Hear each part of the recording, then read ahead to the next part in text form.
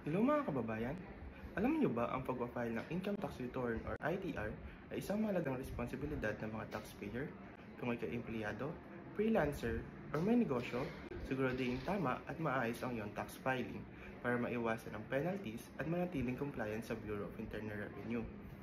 Sa video ito, ituturo namin kung sino ang mga kailangan mag-file, mga forms na dapat gamitin, deadline, at step-by-step proseso ng pagpa-file. Tara, simulan na natin. Ano nga ba ang Income Tax Return or ITR? Ang Income Tax Return ay isang dokumento na isusumite sa BIR para i-report ang iyong kita, gastusin, at ang buwis na dapat bayaran. Sa pamamagitan nito, malalaman mo kung may karagdagan kang buwis na dapat bayaran or eligible ka for tax refund. Ang pagpa-file ng ITR ay isang paraan para makatulong sa gobyerno sa pamamagitan ng pagbabayad ng buwis. Kaya mahalagang gawin ito ng tama at nasa oras. Sino nga ba ang mga kailangan mag-file ng ITR? Narito ang mga kailangan mag-file ng ITR. Self-employed, freelancer, at professional. Business owner like sole proprietor, partnership, and corporation.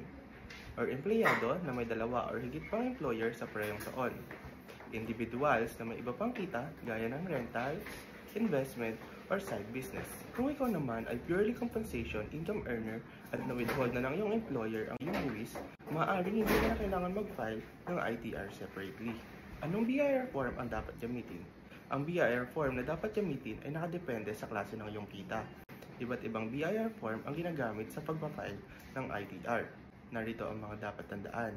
BIR Form 1700 para sa mga empleyadong kumikita lamang mula sa sahod. BIR Form 1701 para naman sa mga self-employed, freelancers, at professionals. BIR Form 1702 para sa corporations and partnership. Siguraduhin tamang BIR form ang gagamitin upang maiwasan ang error at penalties. Paano mag-file ng ITR? May dalawang paraan para mag-file ng ITR: manual filing and online filing. Narito ang step-by-step na proseso. Para sa manual filing, kunin at sagutan ang tamang BIR form. Maaaring i-download mula sa BIR website or kunin sa iyong Revenue District Office. Dalhin at ipasa ang form sa Revenue District Office kung saan ka nakalihistro. Bayaran ang buwis sa Authorized Agent Bank or sa Designated Payment Center. Para naman sa online filing, gamit ang eBIR form, i-download ang eBIR form software mula sa BIR website. Sagutan ang form electronically at i-validate ang impormasyon. Submit ang form online at hintayin ang confirmation email mula sa BIR. Bayaran ang buwis online gamit ang PayMaya or Land Bank e-payment portal. Tandaan, laging itabi ang iyong ITR at resibo ng pagbabayad bilang patunay ng iyong compliance.